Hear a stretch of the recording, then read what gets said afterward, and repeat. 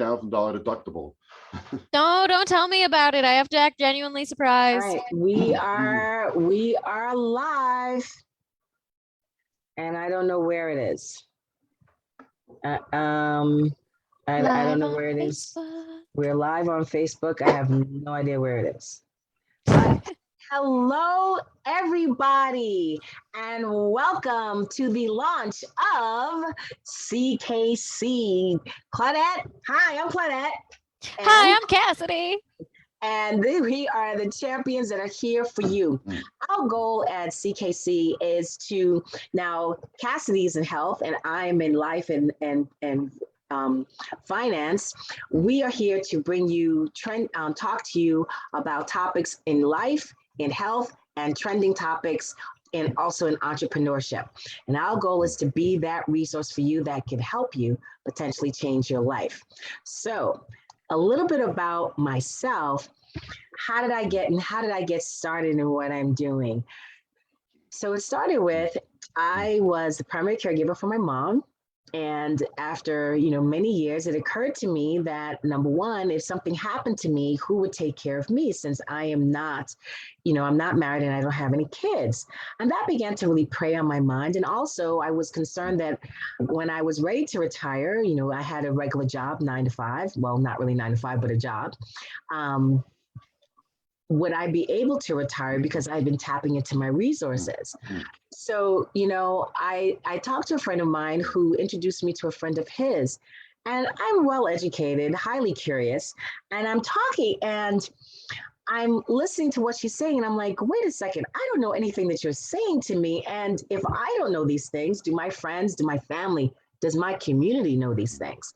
And it was that there are tools and options that are available to the middle class that we just don't know about. It's not that the middle class doesn't want to be more financially secure. It's just that they don't know the information. They literally don't know what they don't know. And they only operate on what they hear online, or they hear from the guy down the block, or they hear, just happen to hear on in the world. And they take that as gospel. And so our goal at my company our goal says that everyone deserves to be financially secure. And by understanding how money works, we assist families because they understand that they can make the right choices, the strategic decisions that help them. And we believe that once your finances are in order, your home life is in order. That's who I am. That's how I got started. And it started because I had a need. And now I've answered that need. I'll never worry about who's going to take care of me when I'm getting older, nor if I'll be able to retire. So that's how I got started. So Cassidy, how did you get started? So I know this is going to be really crazy. I was recruited. Someone called me and they were like, Cassidy, will you please sell health insurance for us? And I was like, okay, let me think about this. What is the best way to help people? What is the most direct way to help people? I had just gotten out of college. Had finished up my classes for grad school, and I knew I wanted to go back to school to get my PhD, but I wanted to take a few years off, get my feet on the ground, pay off any undergrad loans, have a retirement plan before I go do that. So I got involved in the health insurance, and I really just fell in love with helping people and talking to strangers and being like, hi, yes, I am technically an insurance salesperson, but I am not salesy. So I'm here to have a conversation with you, and we're here to just talk about it and see if we can get you some better coverage. And I found that people love that. People love being educated instead of being sold to. And so that's part of the reason that I wanted to do this podcast with you, so that we can educate the masses, all of the massive amounts of people watching this, about healthcare and financial services and entrepreneurship and other trending topics. And that is me. Oh, that is awesome. I am so super excited to be able to do this. And because it's all about the trending topics, that leads us right into what is trending today. The damage, the impact from Robert's going to correct me, but we're going to call it Hurricane Ida, even though by the time she hit us in the Northeast, it was a tropical storm. Perfect. So everybody, it is my absolute pleasure to introduce you all to Robert Bura. Now, Robert Bura is a public adjuster, so we're going to ask him a couple of questions, and he's going to tell us about himself. And so I'm going to turn this over to Cassidy. Go. Awesome. So, Robert, I just have a few questions for you. No stress. It's not invasive, I promise. So why did you start your business? What motivated you to get into public adjusting? Well, in 2015, I had a tree fall in my house. Not this tree. That's a different story. I had a tree fall in my house. I got about $18,000. I fought with the insurance company, not knowing what I didn't know. Anyway, a couple of things. I noticed about a year later, my insurance rates had, pardon the pun, gone through the roof. Wow. I went back to my insurance company, my insurance agent, somebody in my neighborhood. I coach his kids in Little League and T-ball and all that stuff. And I asked him why my rates went up. And he said to me, Robert, we gave you all that money last year. You know, we're not a non-for-profit, and you know that you've got to pay that back somehow. I will not repeat what and how I responded to that.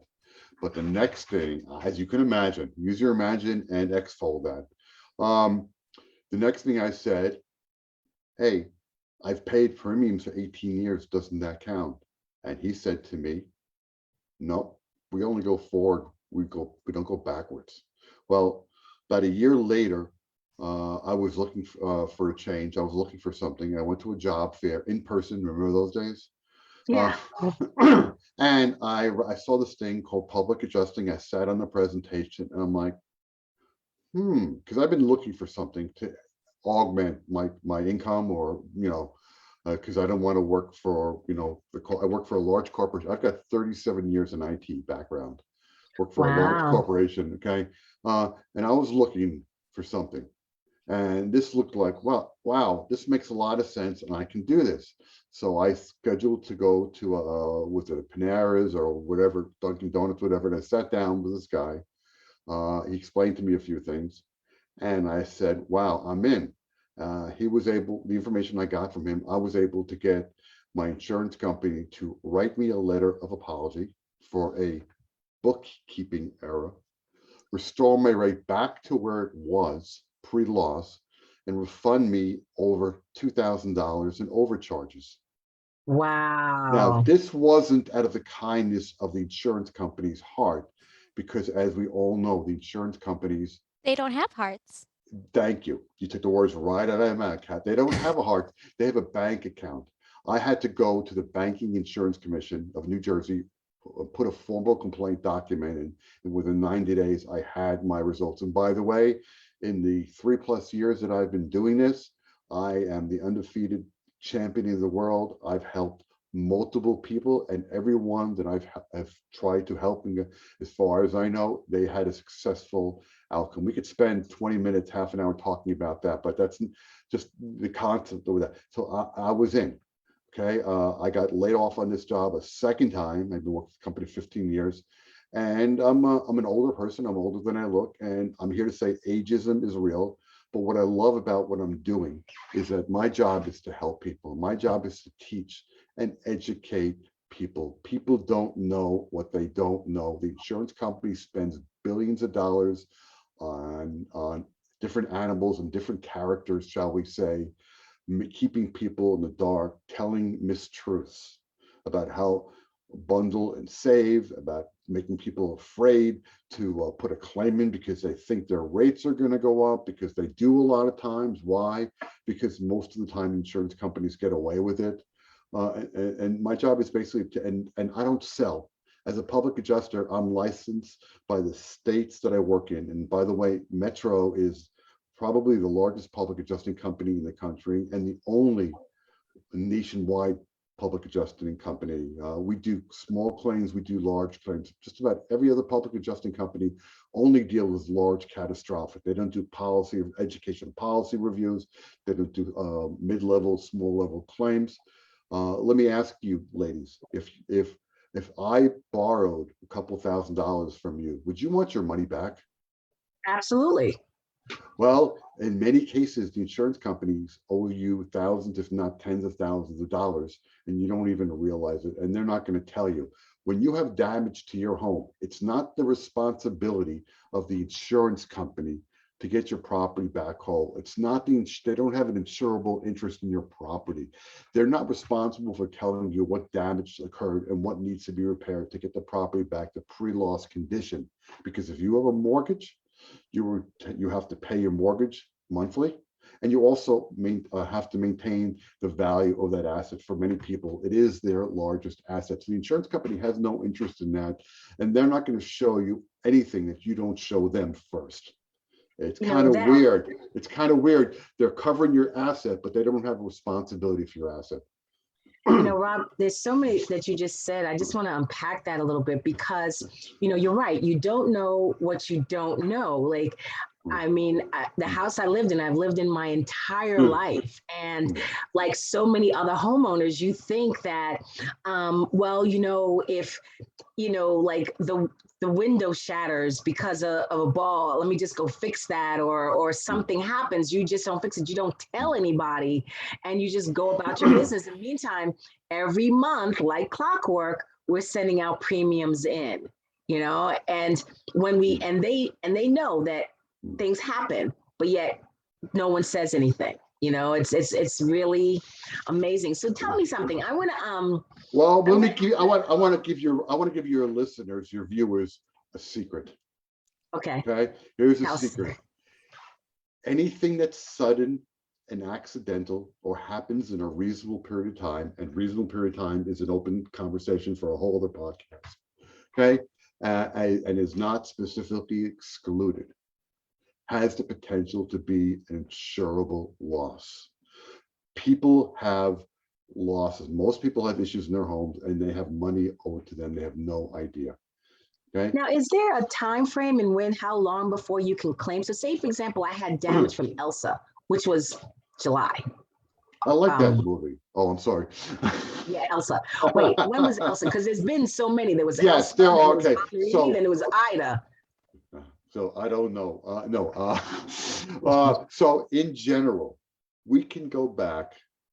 Other companies may go back longer, but our rule of thumb is we can go back 1 year on an origination of the damage of the peril, 1 year of a claim being denied, or 1 year on a settlement, or 2 years on a fire. That's the general rule of thumb. That's so much longer than I expected. Yeah, I thought it was like 60 days. No. Oh, that's another secret. No, we go back 1 year. So if you got a settlement for something and it's less and it's 1 year ago, you could literally still file a claim on that. An average claim from your insurance company ranges between 18 to 25 cents on the dollar. As a public adjuster, we will get you anywhere from 300 to 600% on average, whatever average is, more money. And we remind the insurance companies multiple times an hour about that insurable interest. I mean, you have the insurable interest, they don't. So we get people most, if not all, their money in most cases without having to prove work is done. So if you go through an insurance company, they're going to give you a couple of dollars. You got to get some work done. You got to show proof. You got to show quotes. No, they don't have. They do it because they bully you. Because you don't know any better. They take advantage of people's lack of knowledge, and they do nothing to provide education like we do. I have a question. Go. Yes, Cassie. It's a potentially very obvious question. We're talking about homeowners insurance, right? Property insurance. Property insurance. Okay. Residential, commercial, boats, RVs. If you live in it and you have property insurance, then we can help you. We don't do health. I don't do cars. It's just property. There are some states in the country where there are public adjusters that do multiple things, like auto and property or something. I don't know of any states where there are public adjusters that deal with health insurance, though. Oh God, I can imagine. Yeah, like getting health and life licensed. Yeah, it's crazy. It's crazy. But so if I'm like a renter, So I don't own I don't own any property because I'm 26 and I'm getting there. Um, but you would be a person. So if there were like a storm that came through, so I live in Las Vegas. If there were a storm that came through and like damaged my house, I could direct, like if I like my landlord, I could be like, hey landlord, go talk to Robert and he'll help you out with making sure that claim is actually paid. Unless it's a storm of chips falling on you, Oh, I wish. Vegas. So a couple of things. When you rent, you should always have renter's Renter's insurance insurance. to Yeah. protect your personal property. If you are a landlord, two things you should always insist on. Well, let me get back to that in a second. Because if the damage occurred into your unit when you're renting, it's the landlord, it's the property owner Right. who the claim would be, okay? Right. There are situations where we do get involved in renters if they have a significant amount of furniture and other things. We can potentially help. We don't normally do that. Okay. So that's the so if you're a landlord, you want to insist two things. One, that your tenant has property insurance. Otherwise, they're going to land up suing you, losing, and you as a landlord are going to incur the time and the cost to defend yourself because they don't have a case. Number two, you should not allow pets. Pet damage, dogs, cats, rabbits, those kind of animals are not covered under your insurance policy. So you should at least insist on a very large pet deposit. An animal has to chew its front incisor, okay? Like a raccoon. Let me ask you girls a question. You didn't know. I'm going to turn the table. What family does the raccoon come from? You don't. It's a rodent. You're not going to get this. You know what? You know. Wait, what it's animal? either a marsupial. It's either a marsupial or a rodent. Bears. I was gonna say trash panda. He's a trash panda. Okay. So Oh, damage yeah, from raccoons can potentially be covered, but dog, cat, those kind of scratches and stuff. And all I need is one incident of one thing. So, for example, if I go into your kitchen and I find single piece of wood that's cupped because of an overflow of water from the sink, from the dishwasher, from from the ice maker melting, one piece. And let's say that wood floor goes into multiple rooms in the house. The wood flows, the panels flow in the same direction. There's no break. And that's 1,000 square feet, for example. I find one scratch or one cup. That's enough to get you the money to get the entire floor finished. And it'll be replaced if the damage that section cannot be replaced because you have to go below the nail. You have Are you serious? same thing with carpeting. Okay, the money's in the floor. I got somebody $16,000 because the wife dropped an iron cast pot on a porcelain floor about 1,200 square feet. Because insurance policy, I don't get people their properties fixed. I don't get them repaired. I don't get them renovated. I don't get them upgraded. I don't get them like new. The purpose of your insurance policy is to protect your asset, to get the property back into the condition it was before the loss, to get the value of your asset back to pre-loss condition, pre-loss value. On a floor, you can't just chip out one tile. You have to replace the entire cement bed. On carpeting, if you ever walked on carpeting that's cupped, when you walk on it kind of buckles, that's because the backing that holds it to the ground gets wet and disintegrates. It's okay. Here's our SAT word of the day, boys and girls. The lamination. The lamination occurs when the backing disintegrates and it doesn't hold to the floor. If I find something that's wet in one section, I got a claim running right now. They got about 1,400 square feet it's a continuous carpeting. Okay. I found one room with water came in from the storm and soaked one little section. You can't just replace that one section. You have to get the property back to pre-loss condition. Now, whether they take that money, what they do with it, it's their business. I just get people money. There's such little amount. That's what I'm saying. You have a plant on your wood floor. and you overwater and you get a ring, unless as well as the rest of the floor is not damaged, that's damage. You're moving some furniture to clean it, you scratch it. Simple as that. I got somebody like $12,000 about a year ago because they had a 3x8-inch scratch under the refrigerator freezer. Now, it was a small kitchen. Now, the flooring, you know how sometimes floors are put in before fixtures are put in? So if you Yeah. open the cabinet, it's different in the inside of the cabinet on the floor than the outside. Well, in this case, the flooring was all on top, and the cabinet and the cabinetry were on top. So the only way to get that flooring back to pre-loss condition was to fix that little scratch under the refrigerator and refinish the entire floor to get it back to pre-loss condition, right? In Right. order to do that, we have to pull out all the cabinets and the cabinetry. Many times it won't go back properly, so it has to be replaced.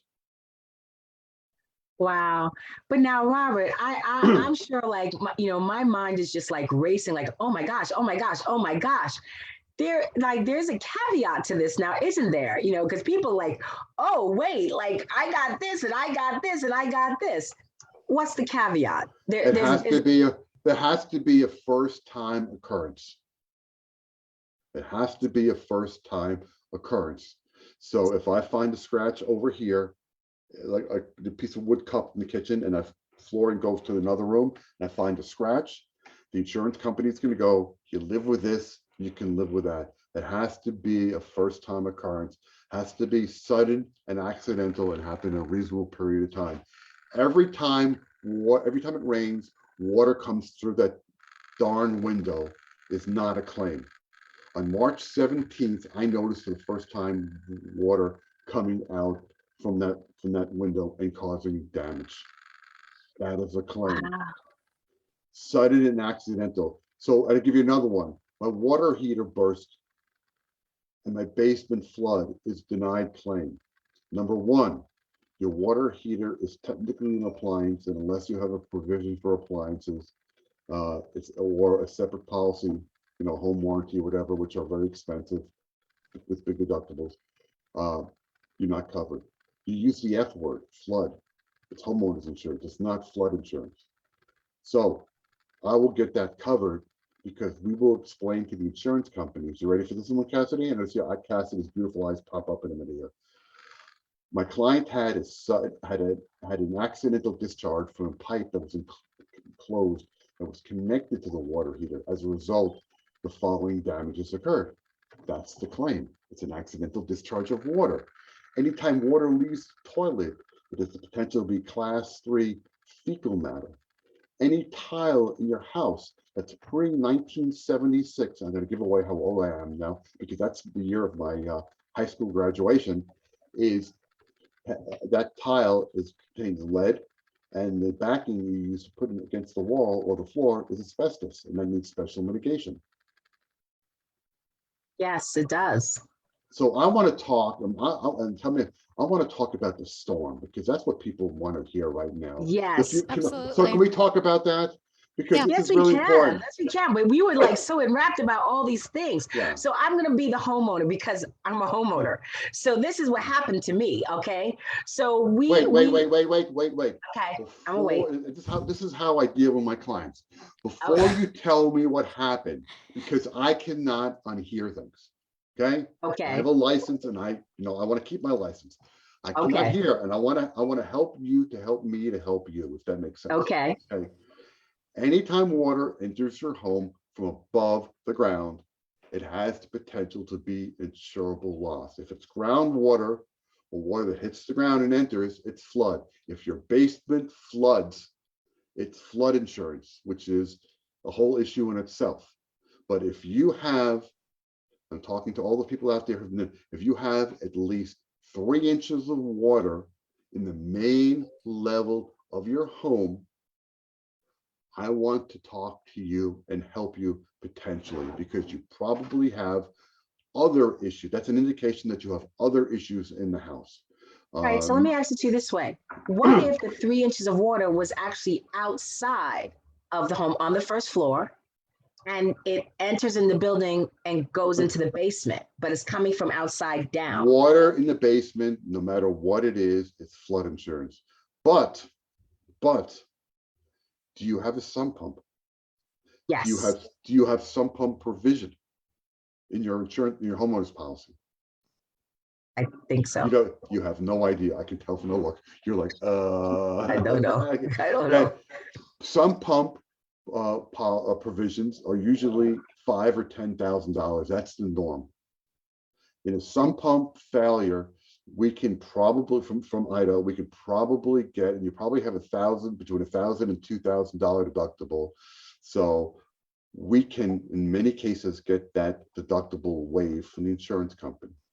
Do you have water backup? Was there water coming out of the toilets, the sinks, whatever? Like a geyser. So water backup provisions can pay sometimes better than I'm sorry, draw a blank there, better than sump pumps. It depends on everybody's policy is different. That's why I need to see people's policies and understand what coverage they have and how we can attack. So I had someone today, they were telling me water in their basement. And I go, where else? I had to ask her 3 times. And finally she said, yeah, there was a little water. Was there water anywhere else? Oh yeah, the bedroom upstairs on the ceiling was there's water coming in. What kind of flooring do you have? We've got wood floor. I got about 800 square feet of wood floor and all runs in the same direction. Was the floor damaged? Were the walls damaged? Oh yeah. And I start peeling the onion away from her. And then I say, what about outside the house? Well, yeah, my fence was damaged. And I have some wind damage on my siding. And what about shingles? I haven't got up. So there's a good chance now we're talking a really decent settlement. Okay. So we could be it's called wind and rain, or accidental discharge, or wind and rain and backup, or wind and rain and sump pump. So we can handle the flood claim for you, and as a courtesy to you, as well as your claim. And here's the thing, when you hire a public adjuster, the insurance company is not notified of a claim. What happens is you agree to get my field adjuster to come to your site to do a scope. And if we feel that it is a claim that we can help you with, then we will notify the insurance company, and now you have a claim. And we tell you not to talk to the insurance company. I'll come back to that for a second. If there's no claim, there's no claim. There's no harm. You get a home inspection out of it. Or sometimes our adjusters in non-catastrophic term will find something better. But once we represent you, so your insurance policy is a policy when you sign it, but it actually is a contract once you have to enforce it. Okay, so we are your defense attorney. We tell you the only thing you say to your insurance company is speak to my public adjuster. He represents me. There are situations in parts of the country where as soon as we notify the insurance company that we're representing the client, not that there's a claim, we're representing, they do all kinds of weird things. I had a client today who, upon notification from the insurance company to the insurance company representing them, without even coming out or talking to her, they sent her out a $2,500 check with settlement on it. If she would have cashed that check and she was on her own, that's final payment as far as the insurance company is concerned, and you have to hire us or a lawyer.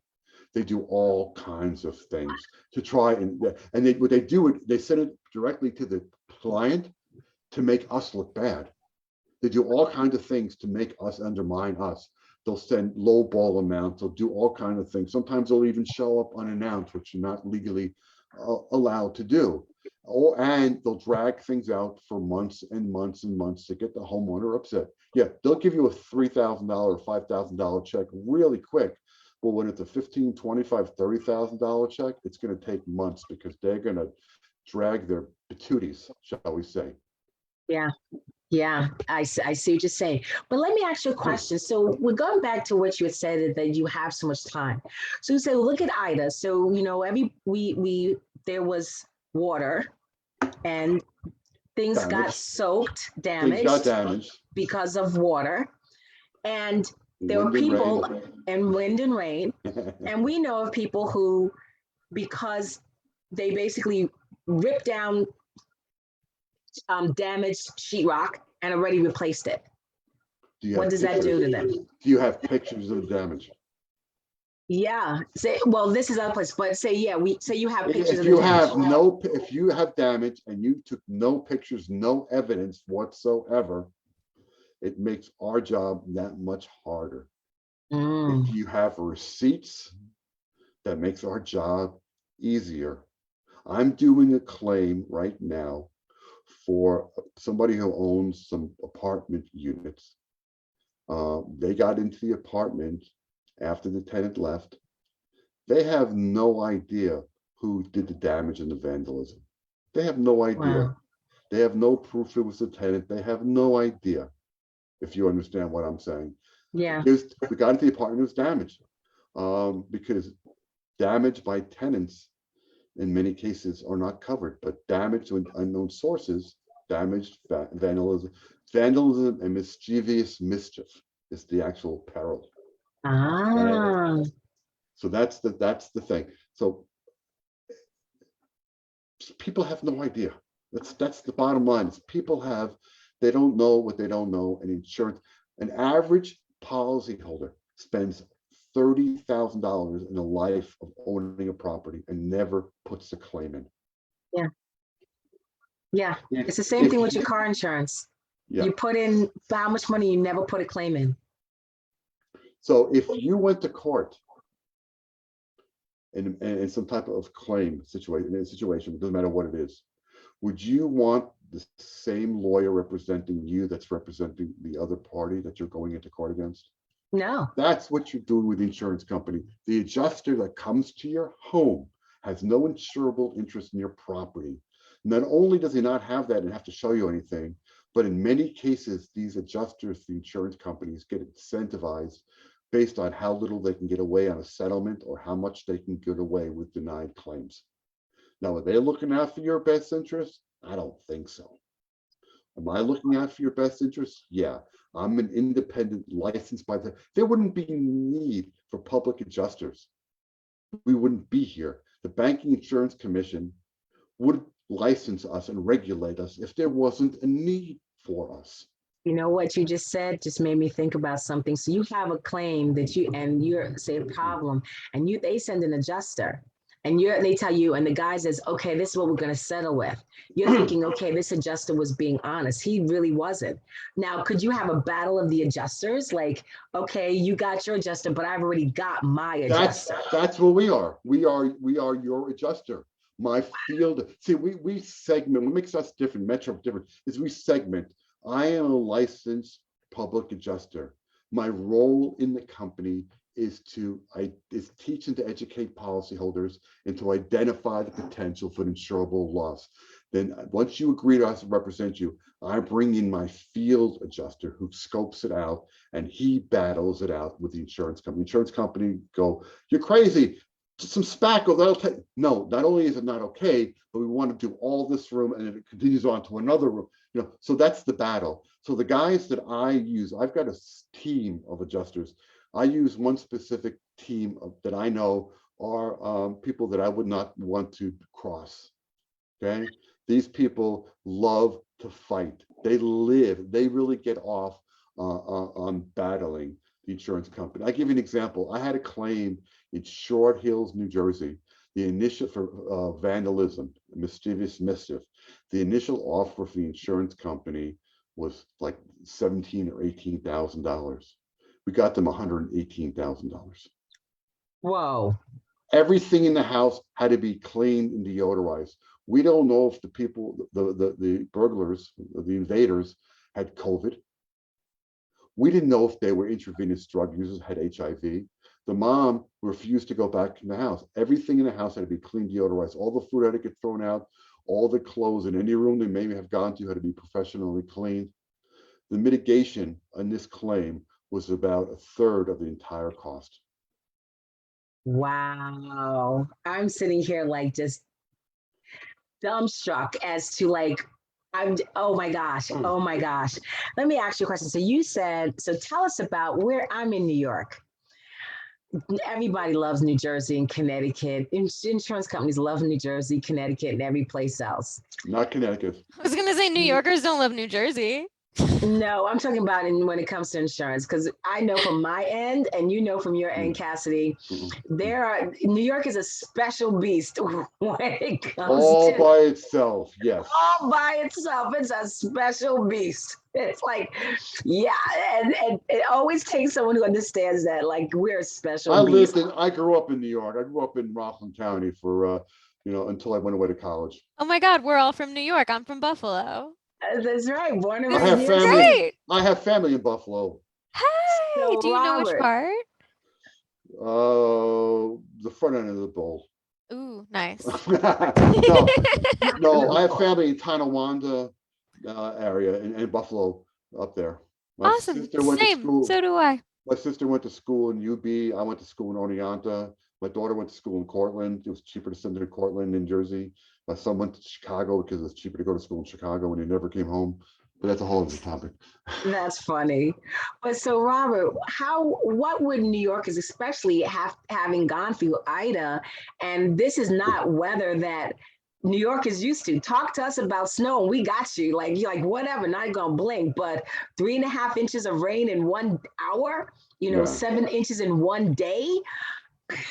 We're like, we don't know what to do with that, So what would be your advice to New Yorkers, to Bronxite, to Queens, where people have lost their lives because of this, to Staten Island, where they're losing their homes because of this? Move to New Jersey. No. No.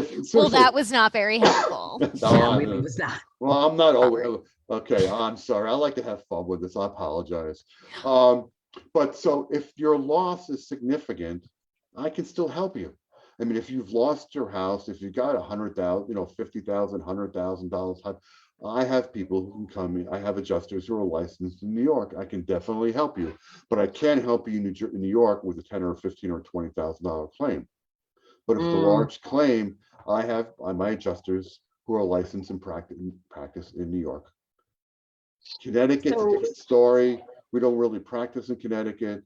That's my understanding is it's even worse than New York. Wow, really? I've done some. I don't know the details. I can't tell you the details because I don't know them. I'm open and honest with people. I tell people what they need to hear, not always what they want to hear. But I'm sure you rather hear the truth rather than smoke, if you know what I'm saying. Smoke and mirrors. So, Robert, I was talking about smoke in a certain part of the body. But that's what I thought. That's immediately where I went. I was just like, right up there. Listen, smoke up your patootie. This is PG-13. I said smoke up your patootie. That's what I said. Say it. Smoke and mirrors.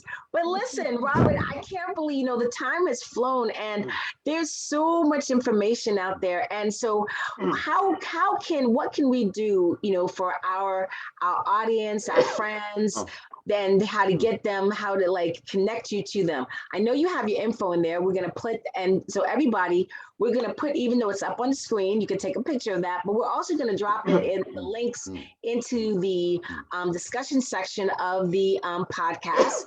The podcast, we hope, is going to rest in Facebook. Right. This is the first annual. I love that. This is our first one, so we hope it's going to rest there, and that way you can always rewatch it and then pass it on to friends, because climate change is real. You can argue it to your bone, but climate change is real. What? And things are just going to get worse. On this channel, we believe in science. Yeah, we believe in science. There's something else there's something else I want to throw out. Another way I can help your people, my people, everybody. Our company is always looking to hire people. I'm looking to hire people, train people around the country. Okay, reach out to me if you want. There's a lot of people who have come off the PUE, whatever it's called. PUA. PUA. I just like I don't even know what that is. So that's the people who are the gig workers, the people who are not the W-2 workers who have lost the ability to get unemployment. Not to mention the people who've lost the extra $300 extension. But I'm talking to those people who are the 1099ers and stuff. This is a great part-time gig. You get paid you get trained, you get paid to get trained right now.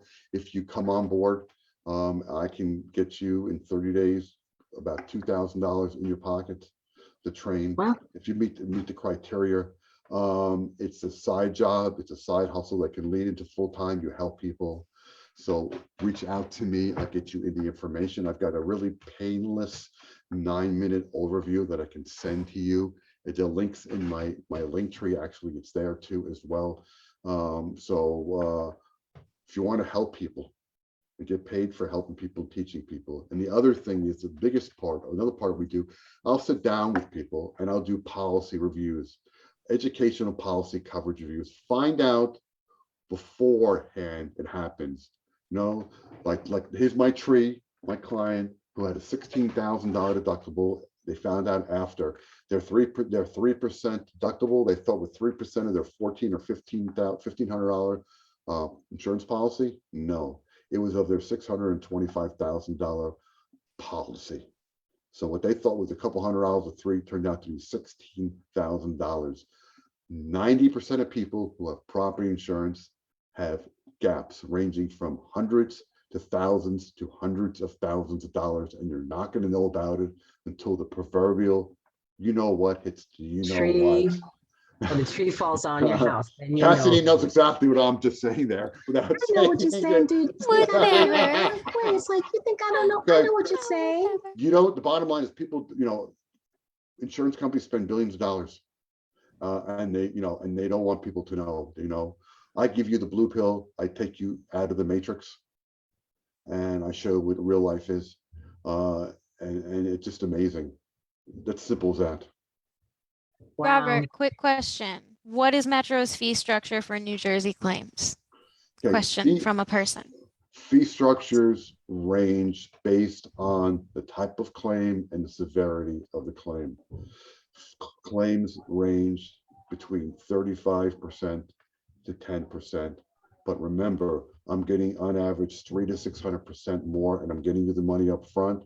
So on a smaller claim at 35%, the 65% that you get of that dollar is going to be more than the 100% of the 18 to 22 cents on the dollar. And I get you the money up front.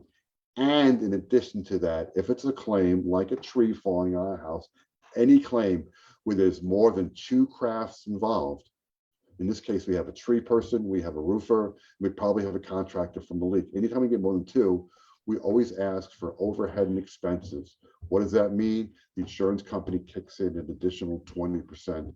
A $10,000 claim becomes $12,000. A $20,000 becomes $24,000. So that's 35%. That it now becomes only 15%. But as far as IDA is concerned, we have reduced our fees from 25 to 20 to 10 based on the situation, because we want to try and help as many people as possible. We're not looking to get rich. We're looking to get a fair price for the 28 years of experience. Our company's been around for 28 years. We've written close to 1 million claims. We write several thousand claims a month. We are the largest, the only nationwide. The president of our company was one of the founders of APIA, American Association of Independent Public Adjusters. It is the largest public advocacy group in the United States, fighting for the rights of policyholders, fighting for those companies that want to do bad. For example, quickly, just as an example, when COVID hit, people were talking about business interruption insurance, right? It has to be a physical peril in order to be insurable. A couple of years ago, after SARS, the insurance companies went out, and I'm oversimplifying all this for time's sake and brevity. The insurance companies went to all the insurance states and said, a virus is not a physical entity. It should be excluded. Got that? Yeah. That's the argument. So that's the argument they're using. Berlin Law Group, APA, and others are fighting this fight, and it's going to take years for all this to settle through. But I ask you, here's my argument. If I go into your place of business and I catch COVID from you, have I caught it because of an immaculate conception, or have I caught it because something physical has been passed on to me? Wow. That's Wow. That's this man's opinion. crazy. Yeah. That So is, and can you believe I finally figured out how to see this on Facebook Live? It took us a whole 45 minutes, and I finally figured out how to get to that. But that's okay. This at is the our very first end, one, and it's okay. great. At the very end. So, Robert, oh my gosh, this one, this is beyond anything. We are so grateful to you for being our first guest. Thank you so very much. We want to honored. thank you. We want to thank you for making it such an enlightening, useful, and I'm going to be sharing this all over to everybody about how great this was, because they're going to be here for you. So I'm hoping your phone is blowing up and you're like, Claudette, Cassidy, do you know what you did to me? My phone is blowing up. Where can't It's even already sleep. blowing up from the storm. Gee, no, seriously. So I hope that this bar that I set is something that your other guests attain and overachieve for your sakes. Well, Good we're luck. going to let them Good know luck. that you Good set luck. the bar high. Good luck on your endeavor here. Please keep me posted. If you ever need me to come back in for any reason whatsoever, it would be my For absolute episode pleasure. 100.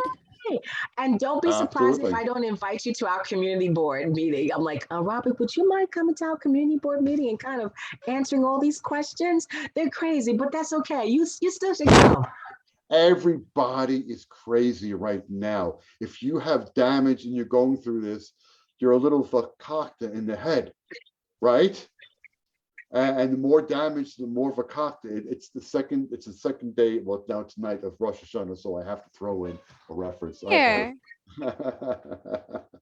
But yeah, so question. That is, like I said, you said something and it completely blew my mind. And the fact that everybody says 60 days, they're like, no, you actually have a year. Up to a year. There are some adjusting companies that will go beyond a year, and by law, in some states you can go. We choose not to because the diminishing returns of our investment and our time, once you hit the year mark, deteriorates to the point where it's not worth our while. If you understand what I'm saying. Yeah. Oh, I do have a question. Can you say, for example? No, you used all your questions up. No. Can you stack, for example? So say, for example, you had, because of the rain, you had penetration through the porch, and then you had rain, and you had, geyser water in the toilet, and because of rain, your car floated away, and maybe your sump pump and your roof like leaked because of rain. Could you literally stack all that like on top, and so maybe what was small turned out to be big because you stacked so much? Insurance companies are infamous, and I can tell you multiple situations where I got involved after the fact. The poor person had 3 or 4 claims from the insurance company. They considered everything is separate. If it's one event that occurred, I have to look at the peril at the event. If the one event caused multiple damage to the property, it's all the same. One claim. One claim. If it happened, so for example, if I'm doing a claim for your roof in February, you can't come tell me a couple months later that, well, this is part of that. It happens. What happened? It's the peril. Is it wind? Is it the rain? Is it the ice damming? Is this the weight of ice and snow on the roof? Is it a car? Is it an impact of droppings? It's the peril. So the peril is, in this case, it's wind and rain that cause all the damage to occur. Wow. In most cases, there may be specific situations where a second claim may have to be written, but I'm giving you a generalization. And just to piggyback one thing that just came back to mind. So we've had Elsa, we've had Henri, we've had Ida, and the hurricane season is not even halfway through. It's just getting going. Get it going. So, you know, you have damage from Elsa, you had damage in Henri, you had damage in Ida. Technically, that's 3 separate claims in a year. So say you have Odette, which is one of the names coming up. Hey, Odette, you know, you have Odette coming up, or you have Mindy, who's behind Larry, because Larry's not going to touch us. So that's a good thing. But you have, you know, all the way through, and each one, because of climate change is causing, so you potentially have like 5 claims, but you don't know. Wait. We have climate change. We have climate change. I know. I keep hearing this thing. It's supposed to be a conspiracy theory, but you know what? It's not. It's real. It's been real. Never mind. But you know, so potentially you On this channel, we believe in science. We believe in science. So you can potentially like have 5 or 6 claims simply because you know what happened, you know what might come, but you don't know what's going to happen. And then it happened again and it happened again. So maybe this time this only happened, but you know, while you're working through this current company, okay, this happens and this also happens. So could now a company says, well, you had 6 claims in 1 year, we're going to raise your rates. Well, could you say, no. Let me explain to you how insurance policies work. You guys know what actuary tables are? Yes. Yeah, of course you do. But insurance. Lots of people don't, so you should tell the people because, you know. We know they may not. So an actuary table is mathematical calculations based on data in an area. It could be an area code, it could be a zip code, it could be a state. Everything is different. They take all this data together, okay? And when you price out your insurance policy, the insurance policy is priced out based on actuary tables. So, and it's also based on the expectation of you having 2 to 3 claims every 5 years. That's how it's actually priced out. Mm-hmm. So if something like you said happened in an area, I'm sure the actuary tables would go off the roof and everybody's rates would increase. That's a bigger question for the insurance, for the banking insurance commission kind of thing. But the answer is you're very unlucky, and maybe you should consider. Like where? Climate change is hitting all of In us. Nevada, where we don't have hurricanes, we just have dust storms and 120-degree weather. Exactly. Like we all be dying from heat stroke. Like it was hot. Nobody goes outside. It's only 107 today. Oh, that's all. Yeah. But there's no humidity. I've been out there. I've been. So it only feels like 97, which is totally bearable. Right. I've been out. I've been out to the Grand Canyon in those areas when it was in the 4th of July weekend. Why? A couple of years ago. Why? Because that's when we'll end up getting our Sedonia timeshare. Wow. Alrighty. July in Arizona. No, we're gonna stay right here in New York. I hear Lake Mead is down to a puddle. I should go look. It's not that far from me. I don't know. Well, I haven't been over there, but yeah, there's. But those are another issue for another day and another topic in your podcast. Hey, ladies, I want to thank you for being your inaugural guest. I'll expect a robe or some kind of memento from you. Yes. I wish you luck. You get a paperclip chain. Okay, well, okay, and we'll look at the. Never mind, I won't go there. In honor of Rosh Hashanah with an apple and some honey. I'll give you a pomegranate. Yeah.